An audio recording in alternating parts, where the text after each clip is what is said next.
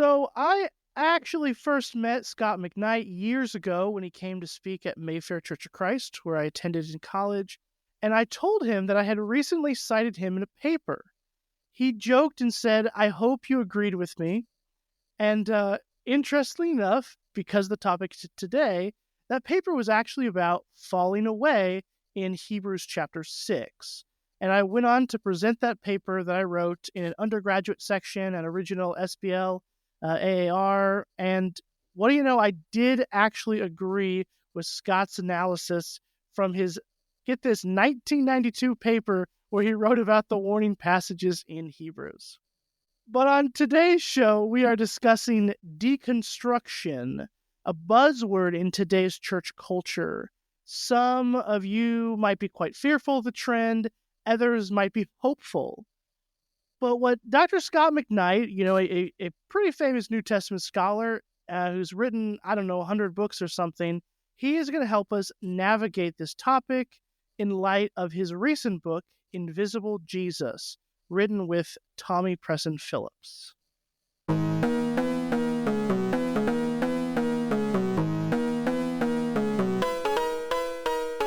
Welcome to Theology Meets World, hosted by me, Jake Doberenz.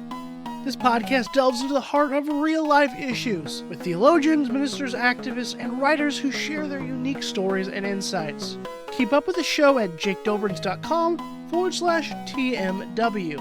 And subscribe to updates and weekly funny newsletters at jakedoberenz.substack.com. Don't forget to rate and review the show and share it with your friends and your enemies.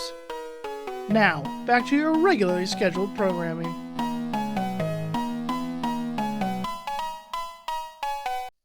Well, Scott, it is good to meet you again, I guess. Not that I expect to be remembered from those times past, but I appreciate you having this conversation with me.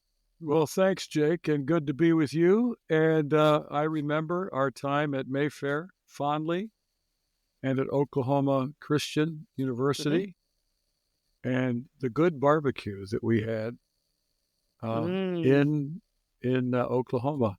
Yeah. Brady was sort of the leader of this for me. Yeah, Grady King is probably the guy that brought King, you to Oklahoma Christian. Yeah.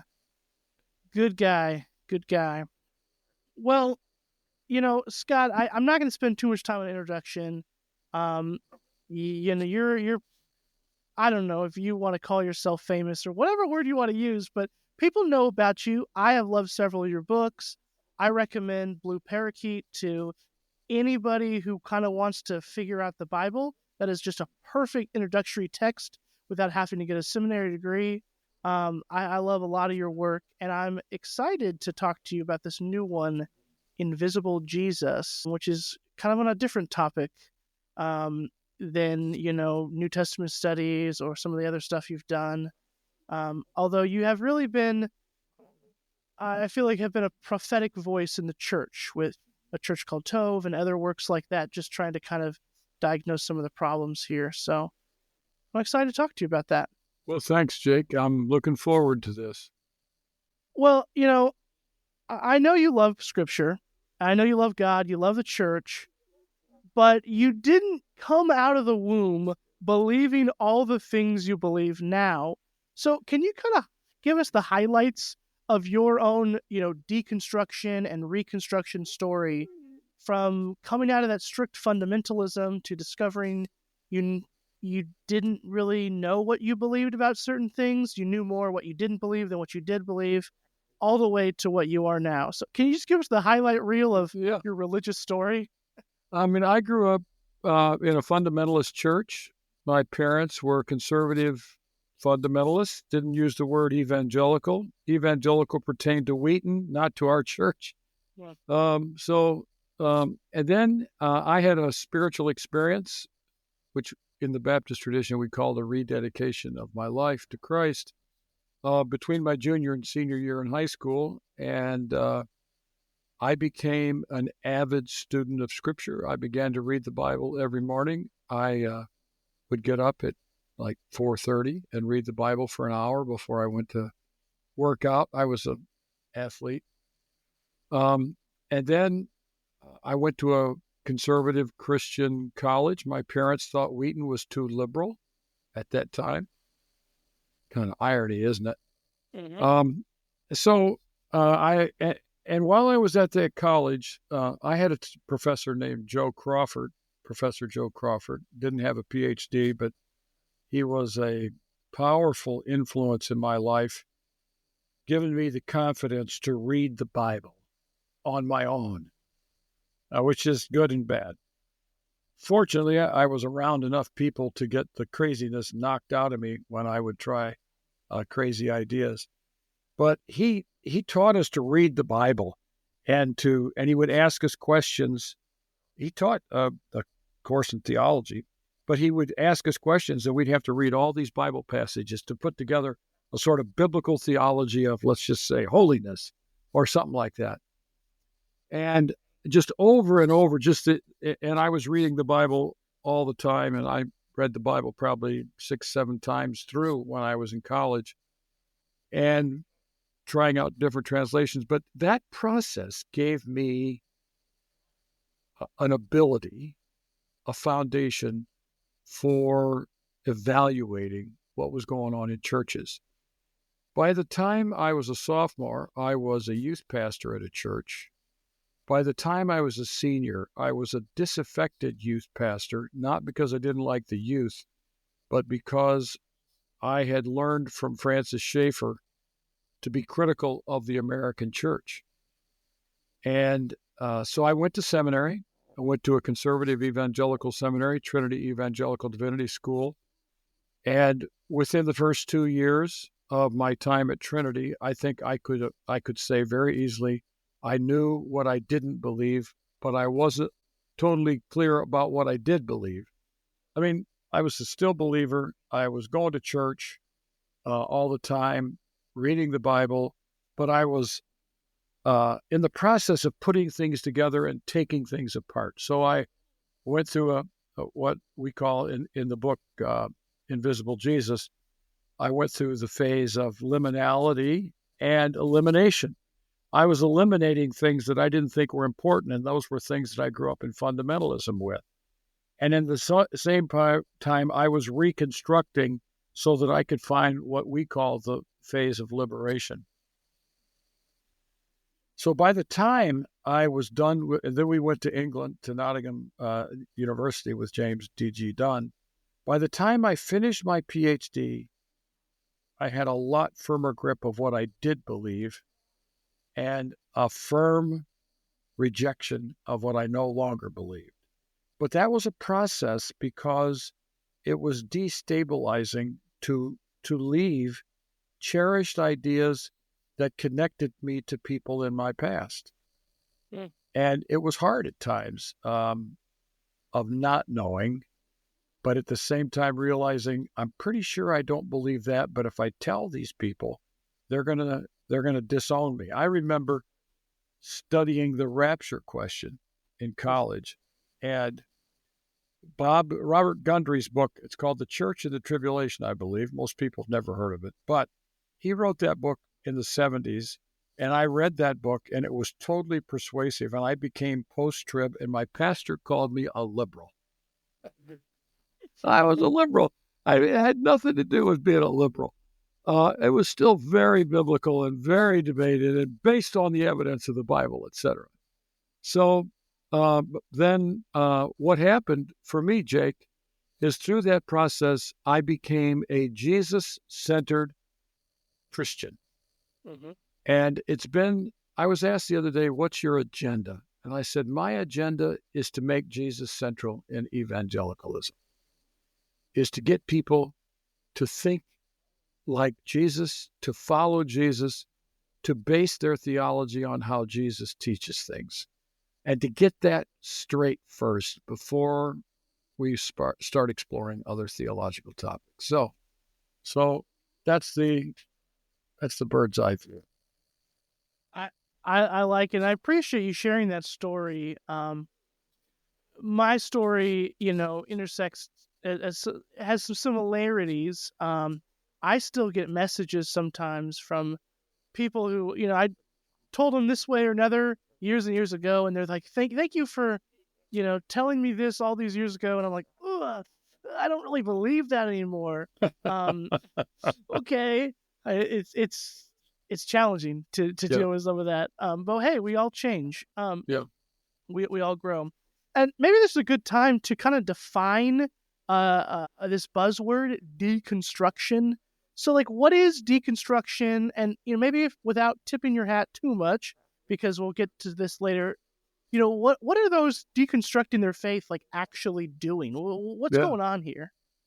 Well, deconstruction came into the intellectual academic world through French philosophers like Jacques Derrida and Michel Foucault, who were, in a sense, demonstrating that if you use the principles of a given writer or a given organization, some statement, carefully, you will be able to show that they're inconsistent with it, and it deconstructs or unravels on its own grounds.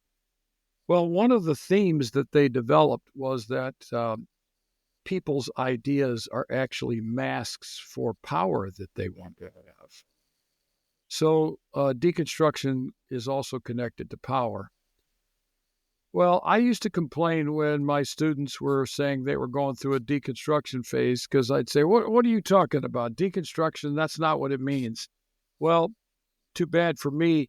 The English language also changes, and people now use this term for the process that, let's say, begins with a crisis of faith of some sort, when they realize, let's say, the faith that they grew up with, that was, let's just use this as a starting off point. This is not a personal statement. People can think what they want. That they grew up in a church that virtually identified the Republican Party with their Christian faith. And the person goes off to college or gets connected to some people who demonstrate that let's just say it this way, all European evangelicals are social democrats. And this is basically true, because I've been there. And I remember one time a conversation with a friend of mine in Denver who said, Obama is a conservative, and he was running against a Republican. He said, those two people are of the same category for us. You want a true liberal? We'll show you what a true liberal is, or a true socialist, etc. So then they encounter these people, and they realize, they're just as solid Christians as I am, or even maybe stronger. And their things start to unravel for them. So they go through a process of eliminating the necessity of being a conservative politically in the United States with their Christian faith. And then they're looking for things that replace that. And let's say they decenter politics to the periphery of their Christian faith. And they put in its place that I'm going to put Jesus in the middle of this process. And now I still am a Christian. I still believe largely the same thing. Some of them are still, let's say, Republicans, but they've reshaped everything around Jesus in such a way that it's a brand new faith. And that's the group, Jake, that Tommy Preson Phillips and I are co-author, that we are concerned with. We're not concerned with people who leave the faith and who are hostile toward Christianity. We're concerned with the number of people who are using the word deconstruction for themselves, but what they're doing is purging their faith system of what they think doesn't fit with Jesus and the gospel. And then they're reconstructing on the basis of a recentering of Jesus in their life. There we go. How's that? Beautiful, beautiful. And along those lines, I kind of want you to maybe expand on one line that you write in the book, where you guys write, we believe the work of deconstruction is often born of the Spirit, a movement of God attempting to bring the church back to Jesus. It is for Christ's sake that people today are walking away from churches. So I don't know that a lot of people would think of this as a work of the Spirit. So can you kind of talk about that specifically? How is this a good thing? How is this good? These are the kinds of things that our publisher is putting on tweets, and And Right. they're going, I got one today, yesterday. It's at 49,000 impressions right now. These are strong statements in context. People would know what we're talking about, but they're kind of fun. All right. So people who are trying to recenter Jesus and decenter secondary matters, we believe, are a prophetic voice, are being led by the Spirit to point the church away from what they've been distracted by and point the church toward the core of the gospel in Jesus Christ. So that's what we're talking about. It's not, these people don't like going to church, so therefore they're deconstructing, and that's a work of the Spirit. That's not a work of the Spirit. A work of the Spirit is always going to center Jesus Christ. And so we believe that the deconstructors who are calling attention to distortions of the gospel in the church and to reconstructing the church on the basis of the gospel about Jesus are doing a work of the Spirit. They're shining lights on dark places in the church. Which is good, because there are some dark places that need those lights shined on them. That's right. Yeah, I think especially back, already mentioned, to a church called Tove, and that wasn't a fun read, in the sense of like, No. yikes that this is happening. You should have been in my house for the 2 years of the process, because we were hearing 3 to 5 stories a week for 16 months of church corruptions, almost all of it power corruption, power abuses. Yeah. Some sexual abuse, but those need to be got. You need to go to the police for this. So those dark places it was not a fun part to write. We had a great editor who helped us move the book in the direction of redemption in that book, A Church Called Tove. So that's in a sense what deconstructors were doing. Some people are leaving those churches because of those themes, and they're looking for a church that will be more healthy and centered on Jesus. Right, and you kind of go through some different, I guess reasons is one word that people might deconstruct. So, you have those kind of abuses of power. You talk about relationship between Bible and science, political allegiances, culture warring, just being upset about that. Like, there are a lot of different reasons, but as you've already mentioned in this interview, ultimately it comes back to Jesus. People want to center it on Jesus, and by and large, I would say in our culture, most people still like Jesus, even if they don't like the people that follow Jesus or the church or something. So I wanted to take the opportunity, because you're a New Testament scholar, because you're Mr. Jesus Creed, like, who is Jesus? Like, 10 minutes tops here. Who's Jesus? Why is Jesus compelling?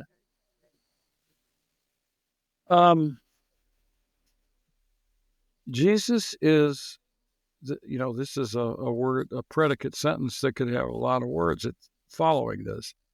He is the Messiah. He is the Lord. He is the King. Jesus is the embodiment in first century Galilean shoes of God himself. Paul says the fullness of God dwelt bodily in Christ. So Jesus is God and reveals the truth about God. I remember one time Tom Wright gave a famous lecture called the Lincoln Lecture. And he sent me this, and I can't find this lecture. And I'm really irritated because I saw it online the other day for like $180, and it's like 20 pages. Wow. Because there's so few of them. But Tom Wright made this statement that has absolutely fascinated me. He said, a lot of Christians think they know who God is, and then they analyze Jesus, and they say, does Jesus live up to what we think God is? And if he doesn't, then he's not God, and if he does, he is God. Tom Wright says, this is exactly, you can just hear him saying, this is exactly backwards. He said, Jesus is God, and therefore we know God because we know who Jesus is. Not that we know God and therefore we can decide whether Jesus is God, but in Jesus we see who God is. Now we ask, do we believe in that God? And that's who I think Jesus is. And we encounter Jesus. Here's the key thing, Jake. Jesus is a person. He's not simply a transactional agent who performs salvation for us. Jesus is a first century Galilean Jew who lived in Nazareth and who lived in Capernaum and who traveled around Galilee, who taught in parables, who did miracles, who lived a normal life, who ate in normal ways in tables that invited people in, who got himself in trouble with Pharisees and scribes and Herod Antipas and other religious authorities, who went to Jerusalem and people smoked him out as causing trouble there as well. And he collected followers, and all kinds of people were interested. And everywhere he went, the crowds were sure to follow. That's who Jesus is. We have to find him in the Gospels first before we start using him as a soteriological or salvation agent. I'm on board with that. I like it. Well, I just wanted your answer so I could just steal it for later, if anybody asks me. There we go. I like it. That's good. So, what kind of advice would you give to church leaders or friends and family around people that are deconstructing? We'll talk to the deconstructors in a second, but what kind of advice would you give for those that are just kind of concerned about this or want to help people in the midst of this? Couple things. First thing is listen. Listen to what they're saying. Listen to their concerns. Listen carefully. Listen empathically. Don't get defensive. Don't start refuting. Just listen. And second, don't panic. This is something that we had knowledge of that is not public, and I don't know if it ever will be made public.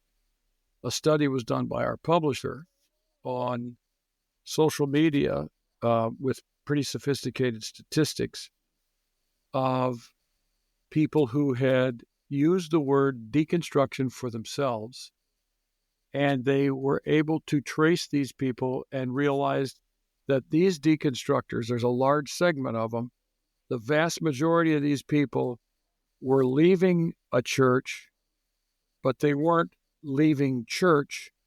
They were leaving a church and finding another church that was more consistent with the gospel according to them. So just listen to them. Pay attention to their concerns. Learn from them, because we believe that they are pointing out some serious issues at work in our churches today that need to be re-examined by people who can do it ruthlessly and clearly and biblically. So I would, this is one of the statements that Tommy has pointed out to me numerous times. People in the church are condemning deconstructors. Matt Chandler called it sexy to be involved in deconstruction. And this just minimizes, it dismisses what these people are actually doing. Now, there are some people who don't care. And they're just trying to find excuses not to be a Christian so they can shack up with their boyfriend or girlfriend and just do what they want. All right, there's some of that. But we're not concerned with that group. We're concerned with the group that is actually pointing out some serious issues in the church. It's alignment with Christian nationalism. It's rigidity in its understanding of things like inerrancy or the doctrine of hell. It's obsession with who's in and who's out, and so that it becomes almost sectarian. Hypocrisy at work in the church. The way people frame original sin, the way creationism is something. All these things come up. They're pointing out some things that need to be listened to. And you might not agree with them, but listening to them might be one of the best things the church can do today. Amen. Yeah. That study that HarperCollins did really shocked me. The one that you mentioned, it revealed almost 9 out of 10 people stuck around in church or a different church or sometime, and that's impressive, because that's not it's not the narrative you Nope, hear that's right. sometimes, right? That's right. But that seems to be the reality from these studies, and it's also from my experiences. Yeah. And I agree with your premise of people just want to find Jesus. They're just trying to get rid of the extra stuff. So I said we would talk to the people in the midst of deconstruction. Maybe they're dropping certain doctrines or trying to figure some things out, or do they just want to go to a church that isn't toxic? What advice would you give to somebody who is in that liminality or that elimination phase, or whatever, who's in the midst of this? What would you tell them? I would say participate to find out the culture of a church will require participation for a year. A lot of churches have mastered first impressions. Ignore first impressions. You say, oh, they're so friendly. And then they never say another word to you. Once they get you in, they're concerned with the next person. All right. So it's going to take a while. And I would say, ask good questions. Ask questions about how the church operates on the basis of what you think is important to Jesus. So, for instance, does the church care about the poor? Does the church care about racism? Is the church, I'll put it this way, does the church have an American flag behind the pulpit? In other words, is Americanism virtually on par with the cross? Ask these sorts of questions. Watch what's going on. Find out who the leaders are. And then you can make your full commitment. But participation, you just can't go into a church one week and say, I love this place. Now, if all you care about is the preacher, then you're going to go to a church where you can hear a good sermon and listen to good music and then go home.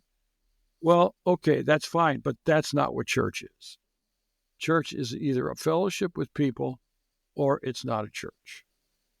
And I would find out how those factors are at work. So, but of course, for me, Jake, I'm going to be asking the question, how Jesus-centered is this place? Do these people talk about Jesus? When I go to this church, do I feel like I was reminded of the significance of Jesus in my life? Did they preach in such a way that I encountered Christ again? That's what I would be looking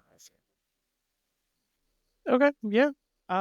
Again, on board with that. We're very pro-Jesus here on Theology Meets World. Excellent, excellent. Well, Scott, we are nearing the end here. And before we get to our final question, that practical question that every guest answers, I have a little bit of a silly question for you, but I got to know. I've been dying to know. I got to understand, why does your first name only have one T? Why are you a 1T Scott? Okay, I'm going to tell you this, and then I'm going to tell you a story. My grandpa was from Scotland, and Scotland has but one T. All right, when I was a kindergartner, I went to school, kindergarten, the first time when I was 4. I'm a kindergarten dropout. I think it was the first day of class, the teacher wrote on the chalkboard. Do you know what a chalkboard is, Jake? I think so. Yeah, okay. Yeah. Everybody's name was written on the chalkboard. And then she went through one person after another in the classroom, maybe 20 kids. I remember it vaguely. And she came to me, let's say I was number 8. And I said, no, I don't see my name on the board. So she went past me, and then she went all the way around, and everybody was eliminated. And I was the last person left. And there was a name on the board with Scott with 2 T's. And she said, do you want to erase your name? And I said, that's not my name. And she said, "What do you mean by that?" And I said, "I only have one T in my name." So there you go. My grandpa is from Scotland, and the one T came from the fact that my grandpa was from Scotland. And when I was a kindergartner, second time around, kindergarten, our house, our lot butted up against another person's lot, and there was a kid my age, and his name was Scott, and he spelled it with one T. Wow. And he's one of the only ones I've ever met in my Right? life with one T. So Amazing. yeah. Well, thanks so much for answering that. Well, Scott, let's do the last question here as we wrap up. I ask every guest the same one, so here you go. Before we end, leave the audience with just one practical action they can do right now to live their faith fully for Jesus. What challenge do you offer our listeners to put into practice this week? I would say every Christian needs to read a passage from the Gospels every week and to meditate on that passage about Jesus. Every passage in the Gospels is about Jesus. And anybody who thinks it's about anything else is mistaken. And I have translated the New Testament. It's called the Second Testament. And the paragraph divisions, headers for every paragraph begins with Jesus because it's all about Jesus. Nice. So I would say the practical step is read a passage in the Gospels every week. Now, I'd like to say every day, but people are going to read the rest of the Bible too. But at least every week, we need to focus on some passage about Jesus. I love it. So there you go. It's all about Jesus. That is a good way to end. Scott, thanks so much for being here today, helping us talk about deconstruction. We got to also learn about your secret 2 times in kindergarten. Awesome.